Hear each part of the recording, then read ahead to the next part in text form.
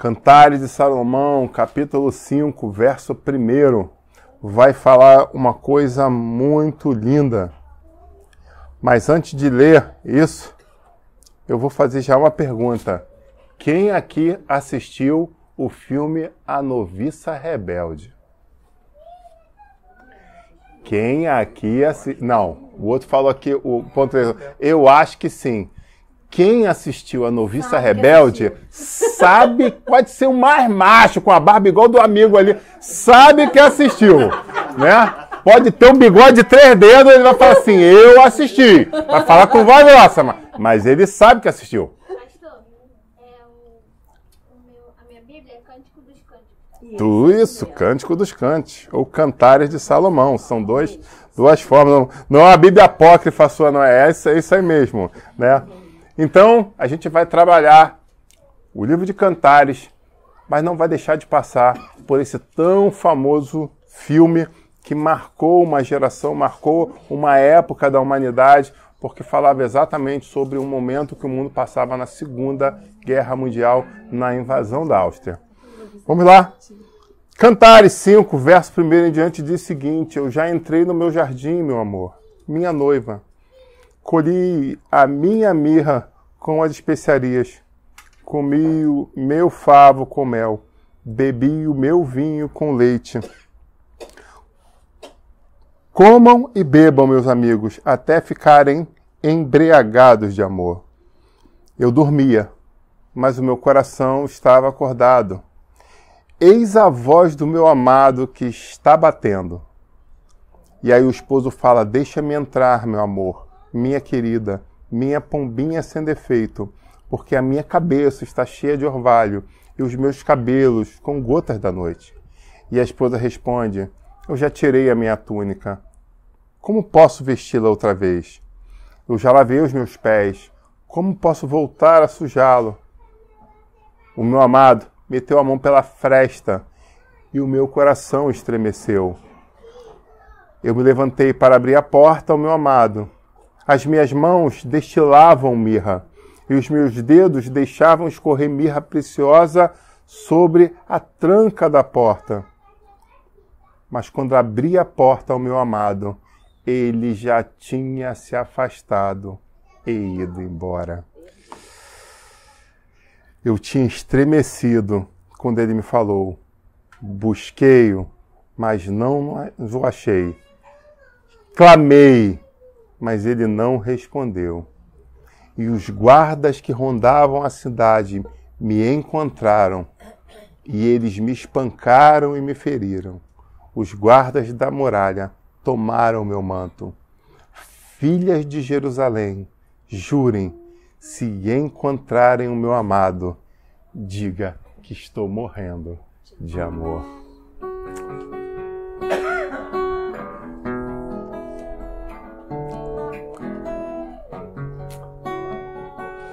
Sabe, esse texto vai falar sobre um amor lindo. Mas um amor não vigilante. Porque eu pergunto a vocês, esse coração, tudo que ela fala estava coordenado com tudo que ela fez? Vou repetir de novo, talvez a igreja não tenha entendido. Tudo que ela falou estava coordenado, estava alinhado com o que ela fez? Não. Sim ou não? Não. Por que não? Porque na hora que ele bateu, na hora que ele pediu, na hora que ele implorou, ela literalmente, como diriam aqui no Rio de Janeiro, fez doce. Só que no momento que ela fez doce, quando ela mudou de ideia, fez o charminho, que aí ela falou assim: não, eu quero me deleitar com meu amor, que ela tentou ir até a porta, já era tarde demais. E aí agora a coisa muda. Agora, isso é escatológico, fala o ponto eletrônico aqui. E aí agora a noiva que viu o que aconteceu, a negligência que ela cometeu, o que ela faz? Ela sai desesperadamente à procura do amado. Quem aqui já fez uma loucura de amor? Eita! O fato, eu acredito que todos, com exceção da minha adolescente, todos aqui já passaram por alguma, seja algumas mais profundas, outras mais tranquilas. Mas eu acredito que todos já passaram por uma coisa muito intensa por amor. Depois do culto, eu quero ouvir as suas histórias. A gente vai parar aqui um pouquinho e eu quero ouvir. Se parar agora, a gente não consegue ministrar. É interessante que em 1 Samuel 18, se você abrir a tua Bíblia, você vai ver uma história que passa por uma loucura de amor. Davi era um jovem muito proeminente, onde o Espírito de Deus se movia de uma forma muito especial. E Davi cada vez mais ia ganhando espaço. Hoje a gente fala junto à mídia, né? Mas era junto ao coração das pessoas de Israel. As pessoas olhavam para ele como sendo uma pessoa diferente. Olhavam para ele como sendo um homem de Deus. E o que acontece com esses atos que estavam acontecendo? Despertaram inveja do rei. E o rei havia feito algumas promessas para que matasse o gigante Golias. E o mais interessante, quando a gente estuda nas histórias, quando a gente vai nos livros de apoio, quando a gente pega as tradições, a gente vai ver que existiam outros gigantes. É porque o primeiro caiu, todos foram embora. Mas aquele ato de catar as pedrinhas, mas isso é uma outra história que a gente pode conversar depois. O fato é, ele mata o gigante. E quando ele mata o gigante, ele tinha direito a umas promessas onde o rei não havia cumprido. O rei não aceitou. Mas ele se vê diante de um outro problema e ele vai e traz uma nova oferta. Porque o rei nota que a sua filha, Mical, estava caidinha por Davi. Ela estava apaixonada por ele. E aí ele fala, bom, é agora. Se eu matar esse garoto, é claro que vai todo mundo contra mim. Então eu vou fazer diferente. Eu vou jogar ele na frente de batalha por amor, e aí se ele morrer em combate, morreu combatendo pelo Senhor e ninguém vai botar culpa em mim. E assim foi feito. Ele chega e fala, os filisteus têm nos incomodado muito, têm nos ferido muito, têm nos maltratado muito, e está na hora de se vingar contra eles. Então eu quero 100 prepúcios de filisteus. E Davi chega e fala, meu rei, se é por isso, esse é o preço para casar com a tua filha, que eu amo e que me ama, eu vou para frente de batalha e eu vou conseguir. E aí você pergunta, meu amigo, Davi saiu com seus amigos, mais uma vez para frente de batalha. E na frente de batalha, ele conseguiu cumprir a meta, e você vai ver lá em 1 Samuel 18, do 27 ao 29. 28. Quando Saul viu claramente que o Senhor estava com Davi, que sua filha Mical o amava, temeu ainda mais e continuou seu inimigo pelo resto da vida. Mas o que o texto vai dizer que Davi fez? Ele não foi somente lá e conseguiu os 100 prepúcios. O que a Bíblia fala que ele conseguiu? Ele foi lá e conseguiu 200 prepúcios. Traduzindo, 200 homens, não bastou 100, ele matou o dobro do que... Tipo assim, esse é o preço para estar com essa mulher que eu amo? Esse preço está muito barato, eu vou pagar o dobro, eu vou correr o dobro do risco para que isso se torne realidade. Vocês já pararam para pensar nisso? A profundidade desse texto? A prova de amor que está sendo trazido nesse texto? Aí alguém pode chegar e falar, mas ele foi uma grande burrice, ele colocou a vida dele em risco. Para matar 100 já era complicado, ele matou 200. 200 inimigos.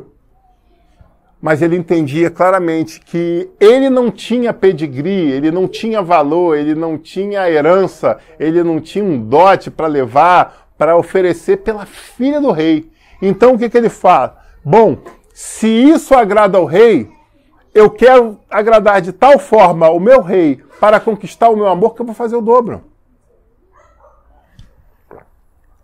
E eu paro nesse momento e pergunto para vocês. E é lógico que quando eu pergunto para vocês, a tela da câmera está me olhando, então automaticamente eu também estou me vendo. Então eu pergunto a nós, o quanto você realmente tem feito para alegrar o amado da tua alma? Qual é o sacrifício que você tem feito, além daquele que você cantou aqui, que você chorou e se emocionou? O quanto realmente você tem se sacrificado por ele? O quanto você tem se rendido em cima da vontade dele sobre a tua vida? Uau, silêncio. Nessa hora que você fica até na dúvida, né? Caiu a internet, acabou a conexão, né? A luz não apagou, né? Ainda está cedo. Travou, o download travou? Porque é muito fácil a gente cantar literalmente da boca para fora, mas não viver. O texto começou com uma passagem muito linda de Cântico dos Cânticos, ou Cantares, que vai falar exatamente sobre a mulher que aguardava o amado da sua vida. E o que acontece quando ele bate a porta e ele chega diante dela? Ela literalmente deixa a oportunidade passar. Porque é isso que o texto está falando. O amado, meu amado chegou, eu estou com o coração, mas calma aí, eu tomei banho já, cara. A gente tem que lembrar que o chão era de terra. A gente tem que lembrar que numa situação desértica, de noite é frio miserável. Né? De manhã é 50, de noite é 0 quase. Pô, já estou coberto aqui, já estou na cama, pezinho lavado. Né? Já estou cheirosinho aqui, já estou na mirra. Né, trabalhada na mirra, né, imagina o cabelo já naqueles ungüentos, já tô aqui, pô, caramba, essa era a hora dele chegar e não podia chegar 1 hora antes?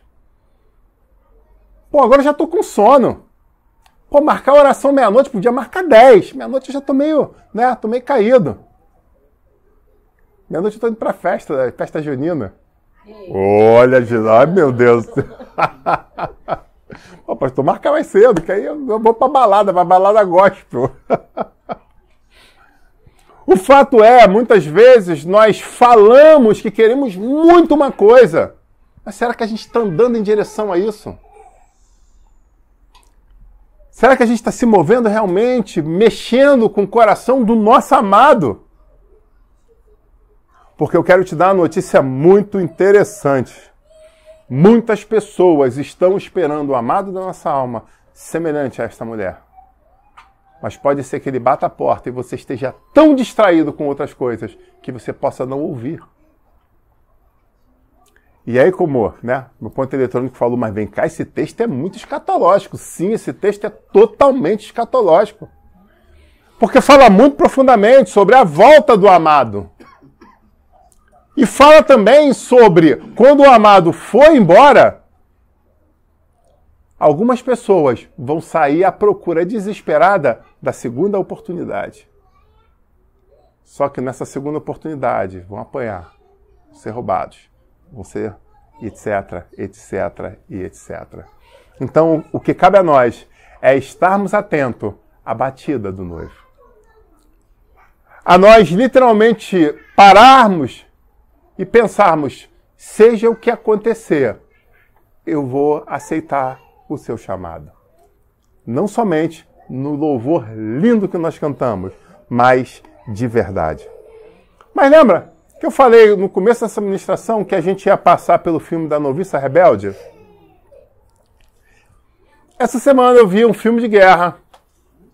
E nesse filme de guerra, um documentário de guerra que fala sobre a invasão da Normandia. E fala sobre o dia D, né? E aí no dia D, especificamente, no meio dos combates, dos conflitos, né? Mostrando a questão das diversas tropas, do ataque coordenado que foi feito pelos aliados, da resistência coordenada que foi feita por parte dos nazistas. E num dado momento houve um tiroteio entre 2 tropas de elite, entre a tropa dos paraquedistas e a tropa de paraquedistas, da tropa de elite que eles tinham dentro do exército alemão. E aí, no meio daquele conflito ali, o soldado consegue matar um soldado alemão. E aí, quando tudo se acalmou, eles chegaram perto daquele lugar. E aí ele olha o soldado caído, morto. E ele repara uma coisa na lapela da sua farda. E eu pergunto agora, valendo um hamburgão artesanal pago pelo Kleber, né? No próximo... Aleluia, aleluia. Tem prosperidade nessa terra. Então é valendo um hamburgão artesanal pago pelo Kleber na semana que vem. Pergunto a você, o que um soldado de uma tropa de elite tem estampado na sua farda para mostrar que ele é da tropa de elite? Hã? Alguém querendo muito, né, alegrar o coração do pastor e ganhar um hambúrguer artesanal do Kleber falou um brevet? Não era um brevet. Era uma outra coisa. O que mais que um soldado de elite tem na sua farda? Eu tô dando chance dele falar para ele pagar um hambúrguer para ele mesmo. Uma suástica. Pô, mas aí todos os alemães tinham uma suástica. Aí não vale. Um soldado de elite tem brevês? Eu vou dizer para você o que aquele soldado de elite tem. Tinha que o diferenciava. O que o diferenciava não era a cor do boot. O que o diferenciava não eram as manicacas que ele tinha no braço, nem os brevês que ele tinha ostentado no peito. O que ele tinha preso na sua farda era um Edelweiss. Você pergunta, o que é um Edelweiss? Aí eu chamo aqueles mais românticos a lembrar do filme A Noviça Rebelde. Porque quando eu escutei a palavra Edelweiss, na hora o meu cérebro ativou algo que aconteceu uns 30 anos atrás e eu lembrei da música. Porque era exatamente a música que o pai cantava. Ele cantava sobre Edelweiss. E ele cantava de uma forma muito romântica, porque aquilo era uma música, um cântico austríaco, que foi usado na época da Segunda Guerra como uma forma romântica de ser uma resistência à invasão nazista, que era aqueles que estavam ao seu lado. Então eles cantavam Edelweiss. E eu pergunto a você, o que é Edelweiss e o que tem isso a ver com essa mensagem? Eu vou te explicar. O Edelweiss, já falou lá de trás, ó, feio. O Edelweiss é uma plantinha da família das margaridas. É uma plantinha, é uma florzinha. E falou lá, ela só dá não somente na Áustria. O Edelweiss só dá nos Alpes suíços.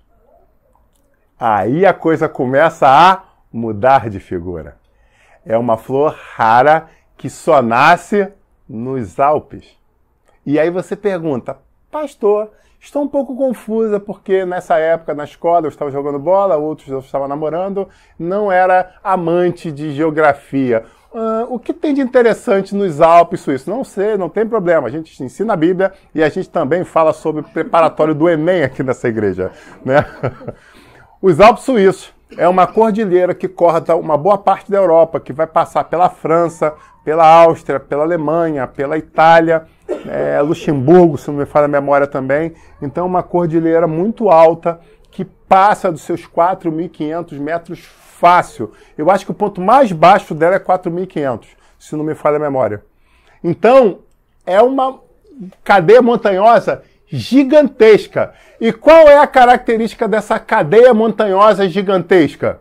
Na parte de cima dela é composta de quê? Gelo. E muito gelo.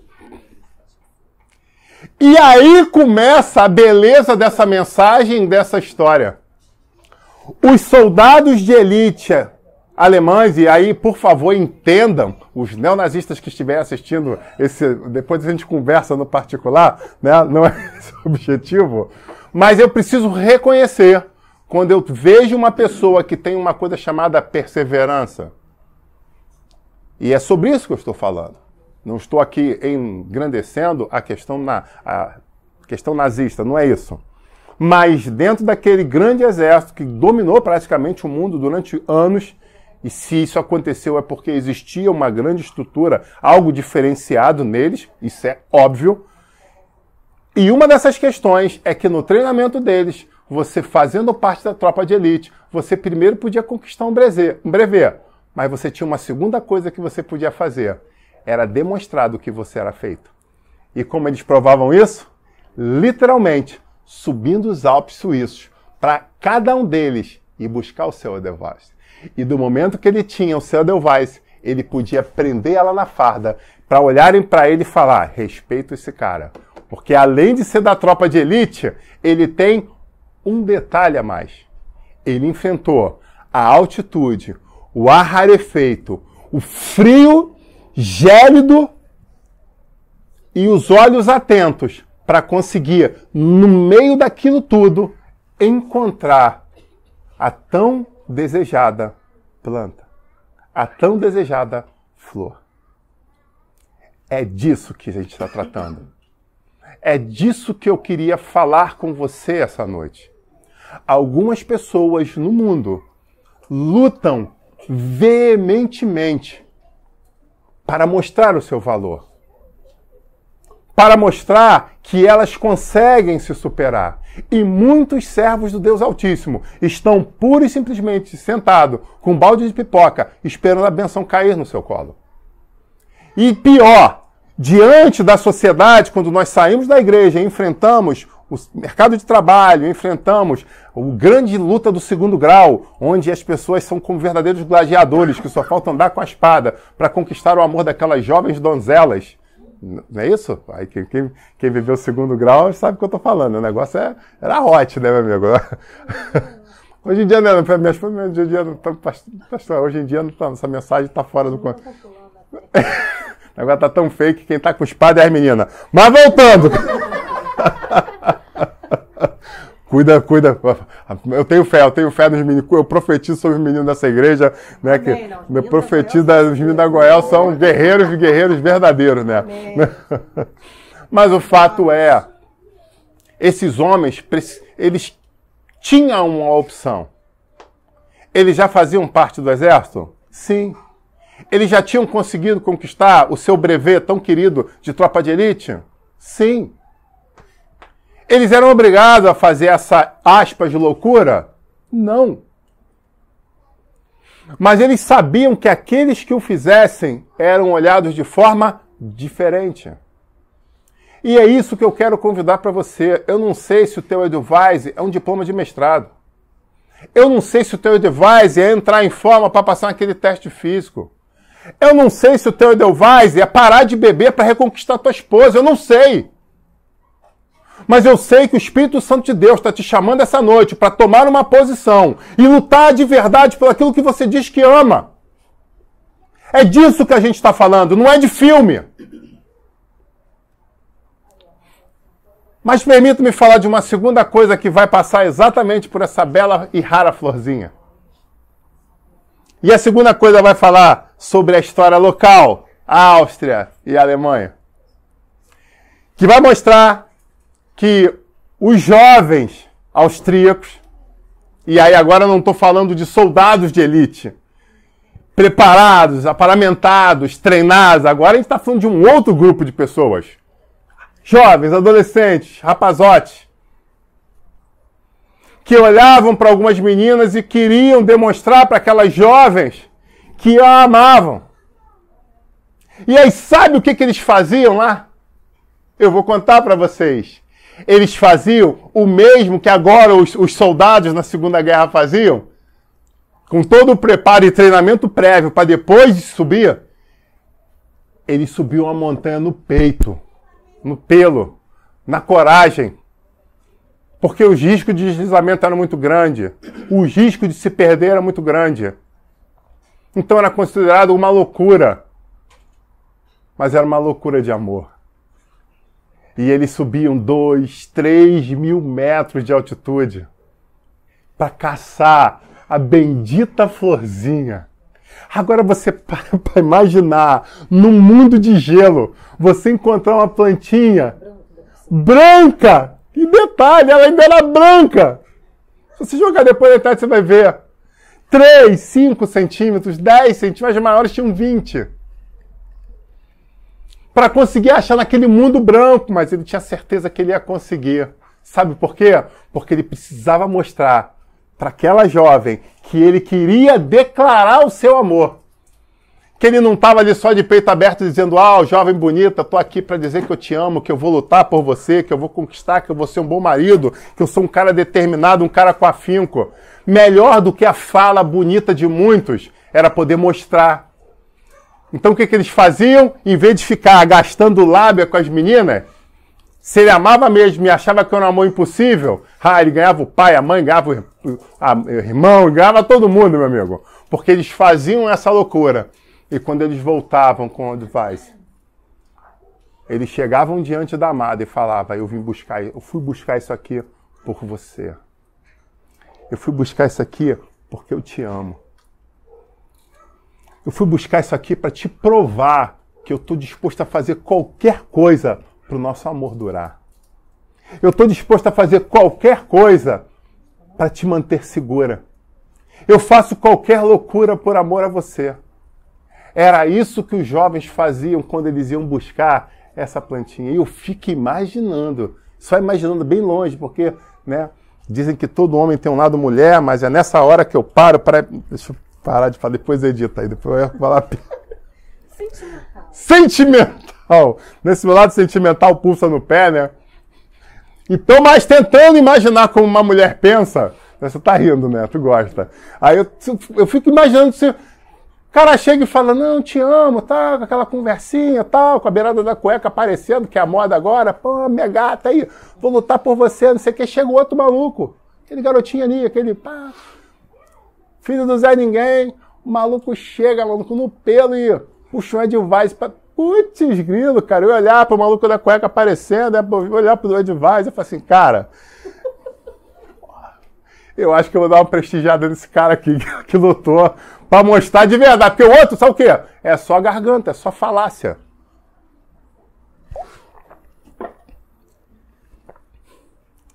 Eu estou tentando brincar para minimizar a coisa. Porque uma coisa é certa. Essa palavra pode te encher de esperança, ela pode doer mais do que uma pedra na vesícula. Porque você sabe o que está fazendo da tua vida, mas você sabe também o que você tem escutado do Espírito Santo te convidando a fazer. Talvez o Espírito Santo já esteja te convidando há uma semana, 2, e agora ele me fala, pastor, fala no púlpito para ver se a pessoa acorda. Talvez ele esteja te chamando para subir um Alpe. Talvez ele esteja te chamando para uma grande investida, para uma grande batalha. E você fala, não, isso é difícil demais para mim, não tem como conseguir. Sabe, talvez você seja um soldado. Talvez você tenha preparo para isso. Mas talvez esteja te faltando a motivação certa. Mas eu quero te trazer uma outra notícia, que talvez você não tenha esse preparo. E aí você chega e fala, não, se eu tivesse o preparo, eu até fazia, mas eu não tenho. Mas o Espírito Santo manda te trazer a memória, que não importa o preparo que você tem ou não, o que importa é que no ar rarefeito das montanhas, ele é o teu fôlego de vida. Quando você não souber para onde ir naquele branco, ele é a tua bússola. Charamandou que a sébia laia. É ele que te guia, é ele que te sustenta. E quando você chegar e falar assim, eu não sei se eu vou ter força, ele é o teu alimento. Mas você pode chegar e falar, mas pastor, eu não sei, talvez eu morra de sede lá. Ele é a água da vida. Então seja o que for que hoje tenta te colocar medo, para tentar fazer você parar, eu quero te dizer, o Senhor é contigo. E Ele te capacita. E Ele está te convidando a fazer algo extraordinário na face da terra. Ele está te convidando a literalmente deixar marcos. Mas uma coisa importante que eu queria dividir com você é que essa flor, que é chamada da flor dos apaixonados, tem um detalhe interessante. Que do momento que você colhe ela, o que acontece normalmente com as plantinhas? Elas murcham. Eu achei só 2 fontes, eu fiquei assustado com essas 2 fontes, e eu tentei procurar outras fontes, não encontrei. Achei um site do sul aqui do Brasil, mas achei o importado. Falei, eu vou falar isso aqui, mas eu queria ter mais fontes para poder dizer que é fidedigno. Mas se você parar e pensar no contexto, tem sentido. Por quê que era dado isso à mulher da sua... Olha só, não era para namoradinha qualquer não. Os caras faziam isso para a mulher que você, essa aqui eu quero casar. É a mulher da minha vida. Porque dizem que quando você arranca ela, ela dura mais de 40 anos sem murchar. Esse é o detalhe. Então isso é uma prova do amor. Tipo assim, o que o nosso amor seja duradouro, como essa flor que eu estou te dando. Então esse era o simbolismo que tinha por trás disso. E aí quando você para no filme, pensa, por que eles cantavam isso? Porque a nossa resistência, meu Deus do céu, a nossa resistência, Hitler pode estar destruindo tudo, mas nós não vamos entregar o nosso coração, porque no nosso coração arde um Edelweiss. E aí quando você pega os suíços, o exército suíço, eles fazem a mesma coisa nos dias de hoje. Eles também colocam o Edelweiss, porque nós acreditamos que a nossa força vai por décadas e vai por mais décadas. Nós não vamos desistir, nós não vamos nos entregar fácil. Nós somos daqueles que resistem, como essa flor resiste. É uma pena que essa flor não dá no Brasil. E eu vou te dizer, ela foi alvo de tantos apaixonados por décadas, por séculos, que ela quase foi extinta no Alpe. Ao ponto de parar e não, começaram a preservar elas para que ela não morresse, não acabasse. Diante de tantos apaixonados que queriam provar o seu amor para as suas amadas. Amém, igreja? Glória a Deus. Sabe, essa mensagem de hoje vai ser mais curta. Mas nós cantamos aquela música. Agora eu queria cantar de novo ela. Mas eu quero cantar ela de novo junto com vocês. Mas eu quero que vocês reflitam nas palavras. E se apresentem diante do trono da glória. Se apresentem diante do Senhor. São palavras muito profundas e são palavras muito lindas. Muita gente foi recrutada pelo exército nazista, recebeu o chamado para voltar para a Alemanha para lutar por um ideal. E dentre esses que voltaram e vestiram uma farda, fizeram um treinamento, alguns se tornaram, como eu disse, soldados de elite. E dentro do grupo de soldados de elite tiveram alguns que arriscaram de uma forma louca a sua vida para mostrar que eles tinham um valor diferente. E é interessante que eu lembro que no documentário que eu via,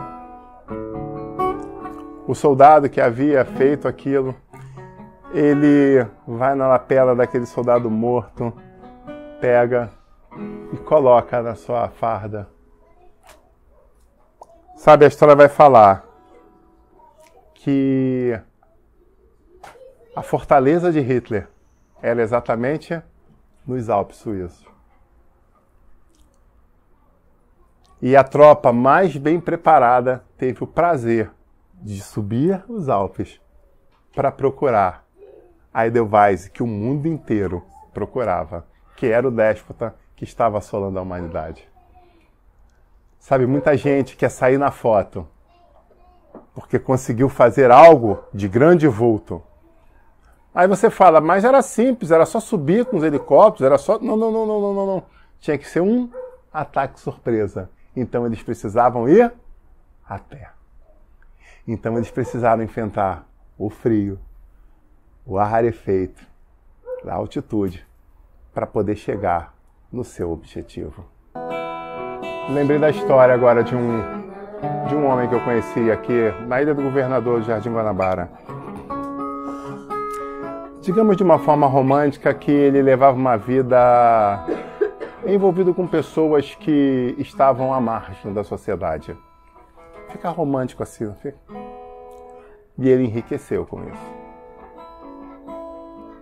Mas um dia ele conheceu a Jesus.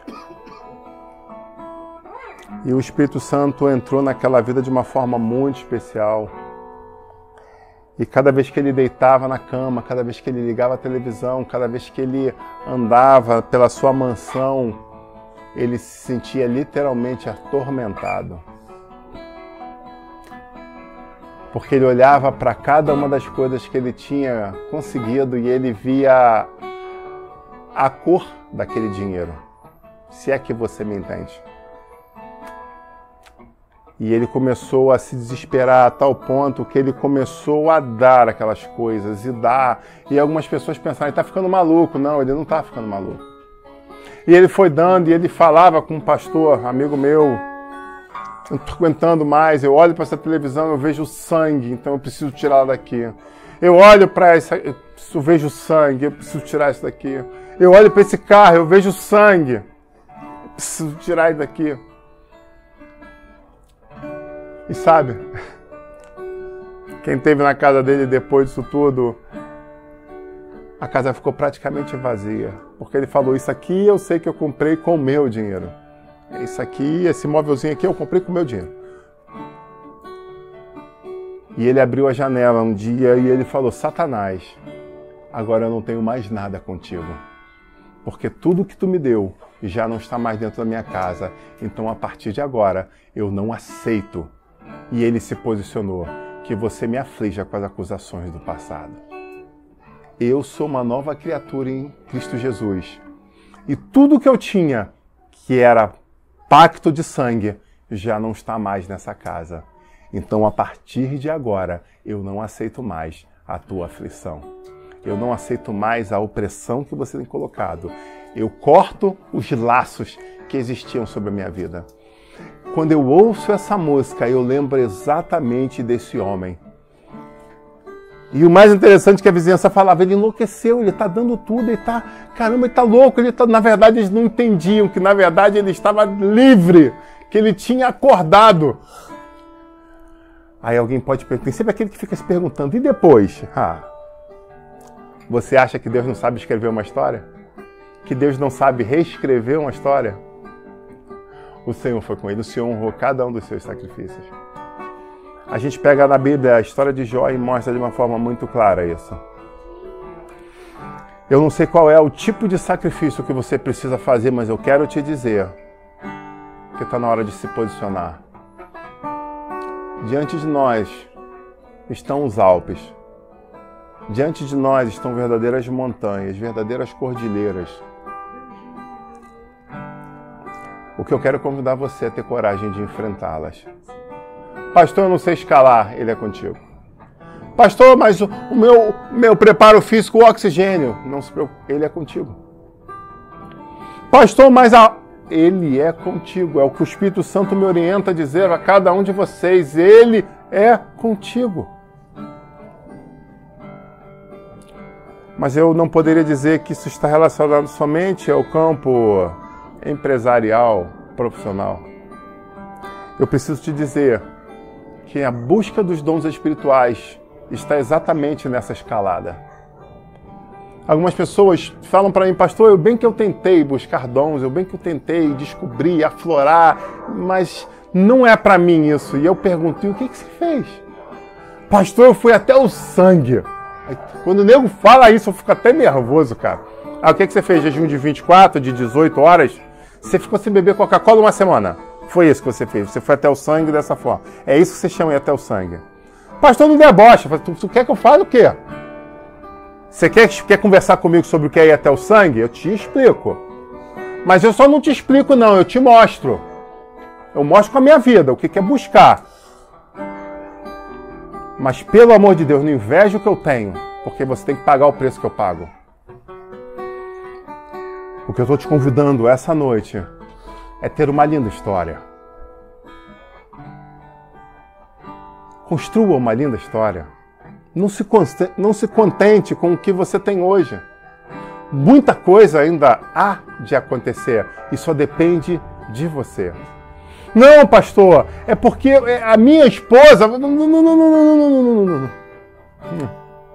Não fala da minha esposa, do meu marido, dos meus filhos. Não. Esse chamado é individual. Como eu te disse, todos eram formados, todos faziam parte do mesmo exército. E não era obrigatório. Quem quisesse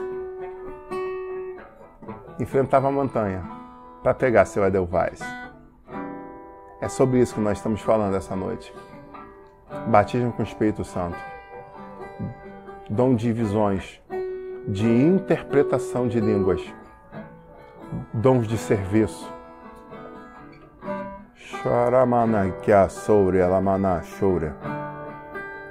Um dom de mestre. um dom pastoral. É disso que eu estou falando, de ativação de dons espirituais. O Espírito Santo quer mover com você de uma forma diferente. Basta você aceitar o seu chamado. Basta você caminhar em direção ao novo, ao sobrenatural. Porque você vai ver, você vai experimentar. Grande coisa é. Amém? Queria te convidar a se colocar de pé, se você tem condições, em nome de Jesus. Duas coisas significava pegar a Edelweiss. Presentear a mulher amada com um símbolo do amor eterno.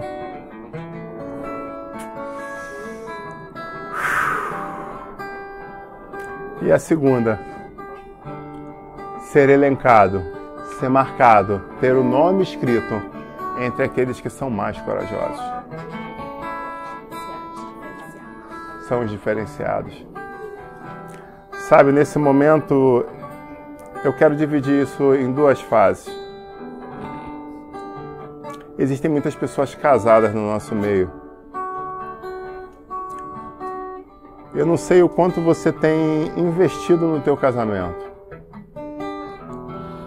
E por favor, não fala, pastor, você não sabe o que é... Não. Vou repetir de novo. Eu não sei o quanto você, marido, você, mulher, tem investido no teu casamento. O Espírito Santo manda te dizer que talvez só esteja faltando você ir buscar a sua Edelweiss para você viver algo novo no seu casamento. Amém? Mas a segunda coisa, existe uma linha que prega que Jesus nos amou primeiro. Isso está escrito na Bíblia? Sim, está escrito na Bíblia. Mas está escrito na Bíblia que nós não precisamos ou não devemos fazer nada para também mostrar que nós retribuímos esse amor? Isso está escrito em algum lugar? Tem algum apócrifo? Não li em lugar nenhum. Já li a Bíblia algumas dezenas de vezes. Eu não achei esse versículo, não. Então a gente tem que entender algumas coisas. A primeira é o amor dele por nós. Foi um amor gratuito. A entrega dele por nós foi gratuita. Mas não tem coisa melhor num casamento ou no noivado do que a gente dar provas que aquele sacrifício que está sendo feito por nós tem valor. O que eu chamo você a fazer é buscar a Edelweiss para o Senhor Jesus.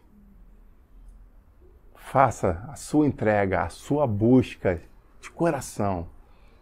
Enfrente as cordilheiras para poder trazer intacta e falar: Jesus, eis-me aqui diante de ti. Eu queria te entregar isso. Porque sabe o que acontece nesse ato? O maior vencedor sabe quem é? É você. Porque você tem história para contar. Você tem experiência. Você pode olhar no espelho e sentir orgulho. Porque você vai lembrar de tudo que você passou lá. Algumas que você contou para os outros. Algumas que estão escondidas entre você e o teu noivo. Que ninguém mais vai saber. Em nome de Jesus, faça a diferença na face da terra. Foi para isso que o Senhor nos chamou, Goel.